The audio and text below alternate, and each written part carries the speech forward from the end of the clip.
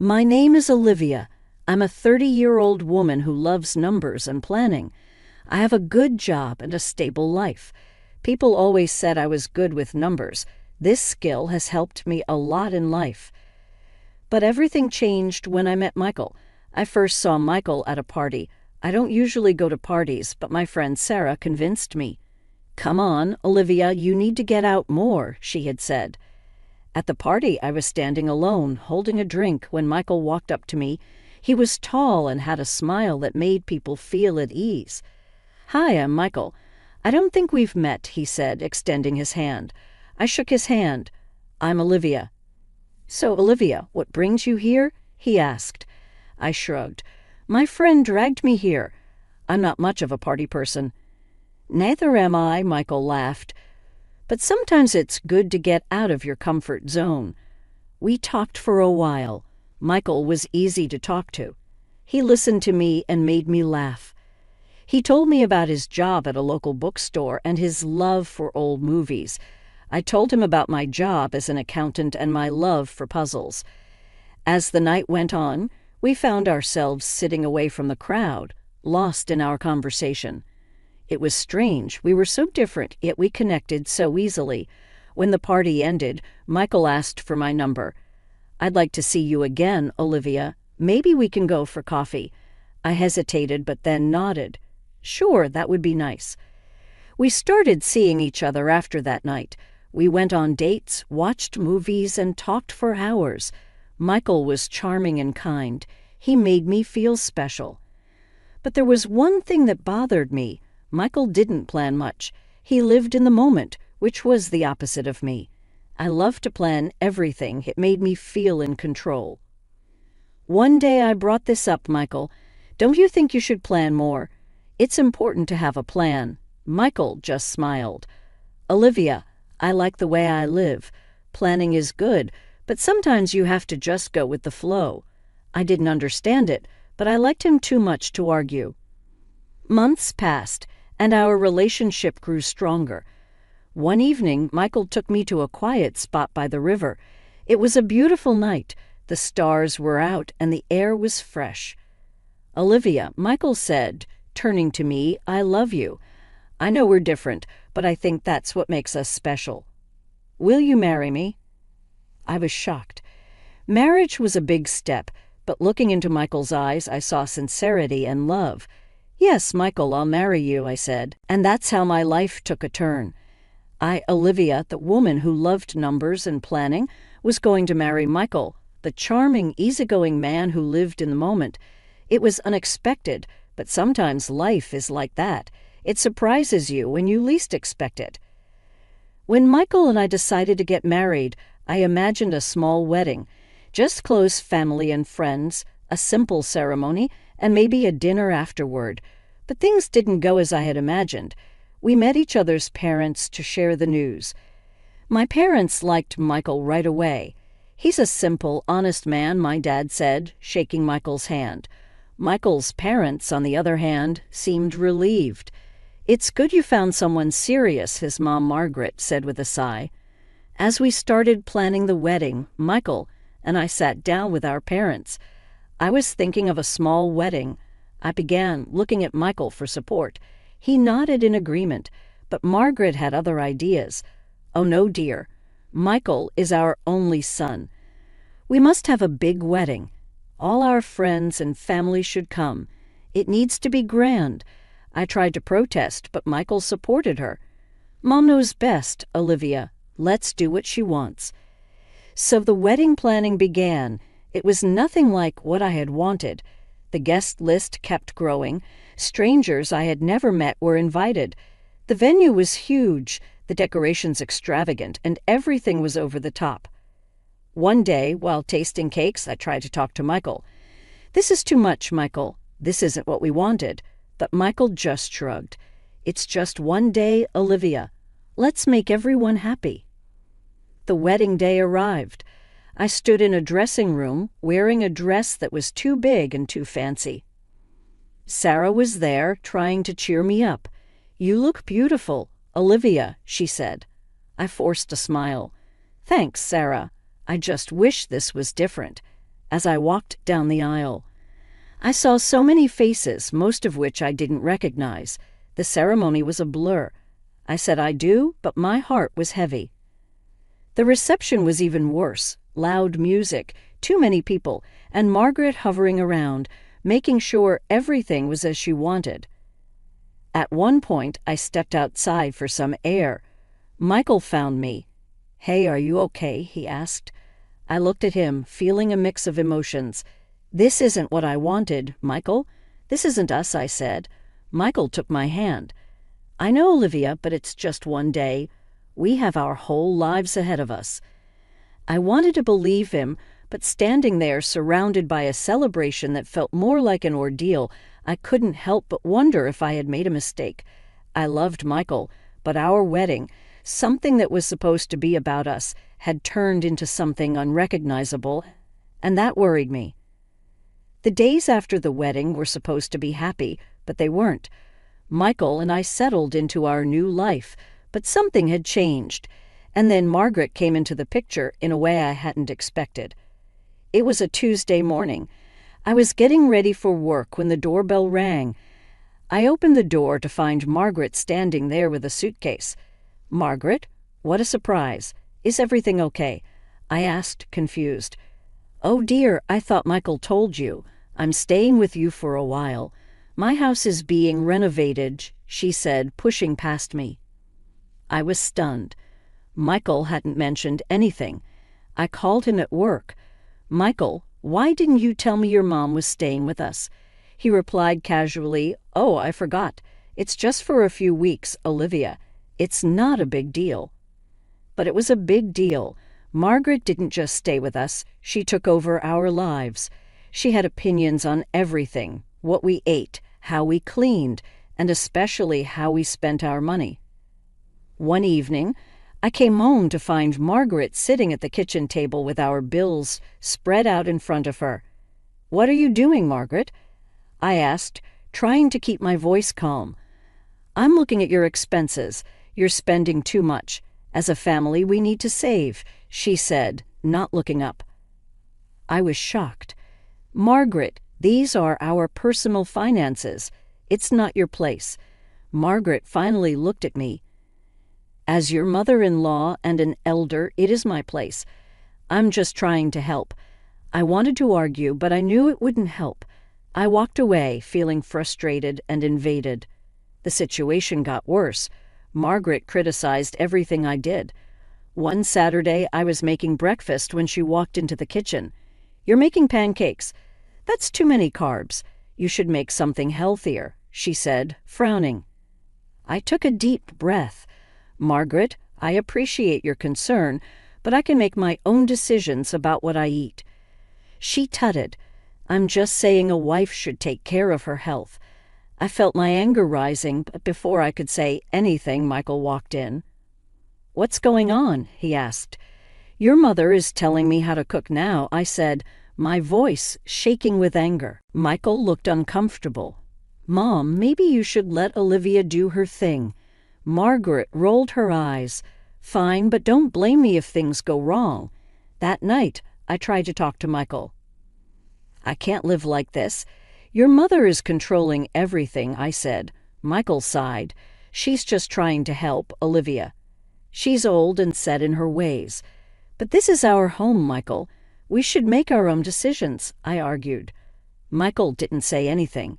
He just went to bed, leaving me alone with my thoughts. I had reached my limit with Margaret's constant meddling and criticism, especially regarding our finances. It was time to take a stand. One evening, as we all sat in the living room, I decided to bring up the subject. "Margaret, I've been thinking," I began, trying to keep my tone neutral. "How about we do an experiment? For 1 month, let's keep separate budgets for our expenses. Then we can compare and see who's more efficient with money." Margaret raised an eyebrow. "An experiment? Interesting. You think you can manage better than me?" I nodded. "Yes, I do." Michael looked uneasy. "Olivia, is this necessary?" "Yes, Michael, it is. I think it's a fair challenge," I said firmly. Margaret smiled, almost smugly. "All right, dear. Challenge accepted. So the battle of budgets began. I kept meticulous records of every penny I spent, making sure to be as efficient as possible. Meanwhile, I noticed Michael sneaking extra cash from the joint account, but I didn't say anything. The month flew by, and soon it was time to compare our expenses. We sat down at the dining table, each with our records. "Let's see what you've got, Olivia," Margaret said, a confident smile on her face. I laid out my documents, showing every transaction and bill. "As you can see, I've managed to save quite a bit this month, even with all the regular expenses." Margaret looked over the papers, her smile fading slightly.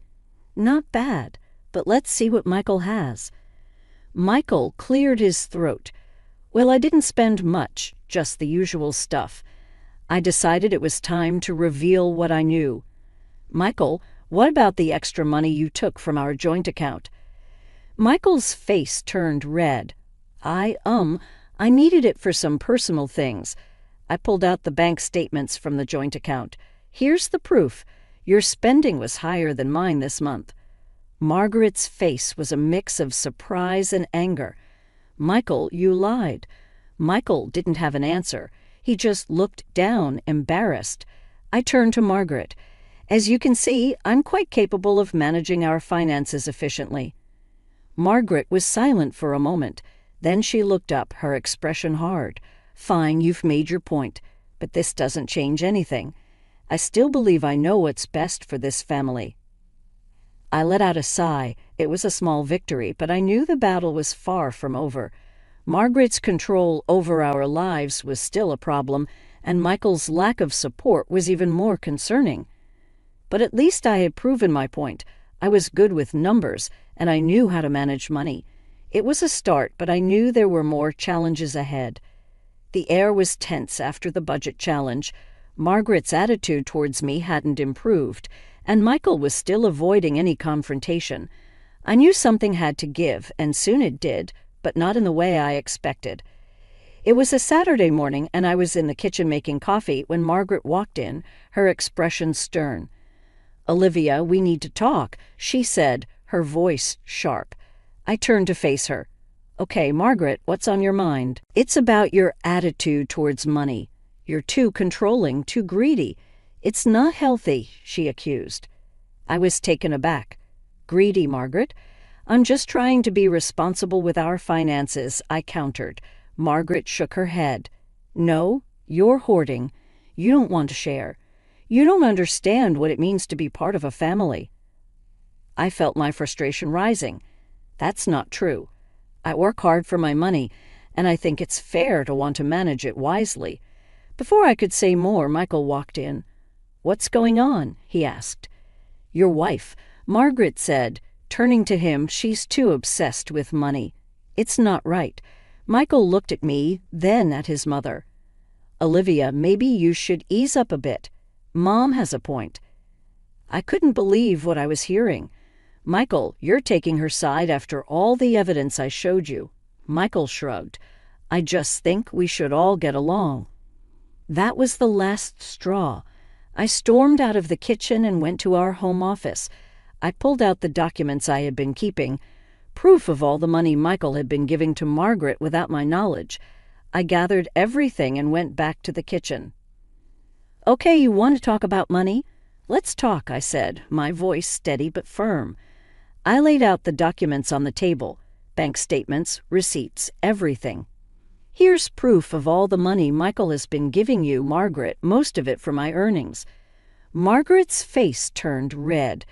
"That's none of your business. He's my son, and he's helping his mother." I looked at Michael. "Did you think I wouldn't find out?" Michael looked away. "I just wanted to help her." I turned back to Margaret. "And what about the wedding? You wanted a grand affair. Who do you think paid for that? It was me, against my wishes." Margaret was silent, her mouth a tight line. I took a deep breath. I've had enough. This is not how a family should be. I work hard for my money, and I won't be accused of being greedy or controlling for wanting to manage it responsibly. Margaret looked at me, her eyes cold. So what are you going to do? I met her gaze. I'm going to think about what's best for me. This can't go on. With that, I left the room. I felt a mix of anger, frustration, and sadness. My marriage was crumbling, and the family I had hoped to be part of was nothing like I had imagined.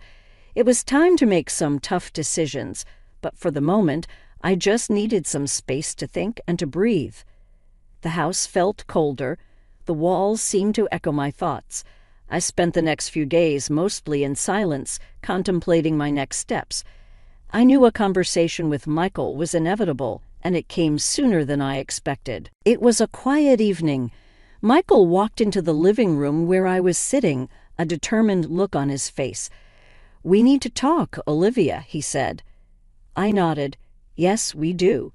He took a deep breath. "I've been thinking, and I've made a decision." I waited, my heart pounding. I want things to go back to how they were. I want to spend my money how I like. I don't want to argue about it anymore, he said. I looked at him, trying to keep my emotions in check. Michael, it's not just about the money. It's about respect, trust, and partnership. We're supposed to be in this together, I said. He shook his head. I can't live like this, constantly being questioned and judged. So I'm giving you an ultimatum. Let me spend without restraint or we get a divorce. His words hit me like a punch. I felt a mix of disbelief and clarity. You're giving me an ultimatum? I asked, trying to process. Yes, he said firmly. I took a moment to gather my thoughts. Okay, Michael, if that's how you see our marriage, then I agree to the divorce, I said, standing up with a sense of resolve. He seemed taken aback. You agree just like that? I nodded. Yes, just like that. I won't be part of a marriage where my partner doesn't respect me or our future together. I deserve better. For the first time. I saw a flicker of doubt in his eyes. Olivia, are you sure? I nodded. Yes, I'm sure. I want a partner who stands with me, not against me, and clearly that's not you. Michael didn't say anything more. He just turned and left the room. I sat back down, feeling a strange mix of sadness and relief. The path ahead wouldn't be easy, but for the first time in a long while, I felt like I was taking control of my life. The ultimatum was meant to corner me, but instead it had set me free. The house felt different after Michael left, quiet, empty, but it was a space I was ready to reclaim. I began by reorganizing, rearranging furniture, and redecorating. It was therapeutic, a way of wiping the slate clean. One evening, while sorting through old photographs, my phone rang. It was Sarah, a dear friend I hadn't seen in months. Olivia, how are you holding up? Sarah's voice was warm, laced with concern. I'm managing, Sarah, just taking it one day at a time, I replied. I can't believe Michael did that, and his mom. I never trusted her, Sarah added. I let out a soft laugh. You and me both, but it's over now. I'm focusing on what's ahead. You're so strong, Olivia. Hey, why don't we catch up soon? It's been too long, Sarah suggested. That sounds perfect. Let's do it, I agreed, feeling a flicker of excitement. We met the next evening at a cozy cafe, a place brimming with memories. Sarah's presence was comforting, a reminder of life beyond my recent troubles. Olivia, I'm so proud of you. You're handling this like a champ, Sarah said as we sipped our coffee. I shrugged modestly. I don't have a choice, Sarah. I refuse to let this break me. You're amazing, remember? I'm always here if you need anything, she said, squeezing my hand across the table. I smiled genuinely. Thank you, Sarah. That means the world to me. Life gradually regained its rhythm. I reconnected with friends, found solace in quiet evenings with books, and poured myself into my work. I was rediscovering myself, piece by piece. Then one day, out of the blue, my phone rang. It was Michael. Olivia, I want to apologize. Can we talk? His voice was unsteady. I hesitated but answered. Go ahead, Michael. I was wrong, terribly wrong. Living with my mom, it's impossible. She's never satisfied, and I can't keep up with her demands. I don't have enough money. I need to come back home, Olivia, he pleaded. I took a deep breath, steadying my voice. Michael, I accepted your apology, but it changes nothing. We had our time and it's over now. I've moved on. Olivia, please, he interrupted, but I cut him off. No, Michael, this is my life, and I'm not going back to how things were. Take care of yourself. Hanging up, I felt a surge of empowerment. I had picked up the pieces of my shattered life, and I wasn't about to scatter them again. I was whole on my own, and that was all I needed. Months had passed since the divorce finalized, and each day felt like a step forward. The journey hadn't been easy, but it was mine, and I cherished every bit of it. My life had taken a turn, but I was in control now, steering it in a direction that felt right. One afternoon, as I sat in my office, crunching numbers, my phone buzzed. It was a text from my dad. Hey, Liv, how about dinner tonight? Just the two of us. I smiled and quickly typed a response. Sounds great, Dad. See you tonight. Dinner with my dad was always special. He was the one who taught me to be strong, independent. We met at our favorite diner, a place that felt like home. As we settled into our booth, my dad looked at me with his kind eyes. How are you holding up, kiddo? I'm good, Dad. Really, I am. It's been tough, but I'm finding my way, I answered honestly. He nodded. You're strong, Olivia. Always have been. I'm proud of you. We talked about work, about life, about everything and nothing. It was comforting, familiar. Later that week, I was at the grocery store when I bumped into an old acquaintance, Emily. We had lost touch over the years, but seeing her felt like a pleasant surprise. Olivia, it's been ages. How are you? Emily greeted me with a warm smile. Hey, Emily, I'm doing well, thanks. Life's been interesting, I replied with a chuckle. We chatted for a while, catching up on old times before parting ways. As Emily said goodbye, she remarked, You seem different, Olivia. More at peace, I guess. I thought for a moment. I guess I am. It took a while, but I'm finally in a good place. The days turned into weeks and weeks into months. I had reclaimed my life, my space. I indulged in hobbies I had long forgotten, spent time with friends, and found joy in the little things. One evening, as I sat on my porch, sipping tea and watching the sunset, my neighbor, Mrs. Thompson, walked by. She was an elderly lady, always kind and observant. Good evening, Olivia. You seem happy these days, she remarked, leaning on her walking stick. I smiled at her. Good evening, Mrs. Thompson. Yes, I am happy. It took some time, but I'm there. She nodded approvingly. Good for you, dear. Happiness is something we all deserve. As she walked away, I sat there, soaking in the calm of the evening. The journey had been long, filled with ups and downs. But as I looked back, I realized that every step, every stumble had led me here. I had lost a husband and a troublesome mother-in-law, but in return, I gained something far more precious, myself. I was complete, just as I was, a calculator in my head and a heart resilient enough to start anew.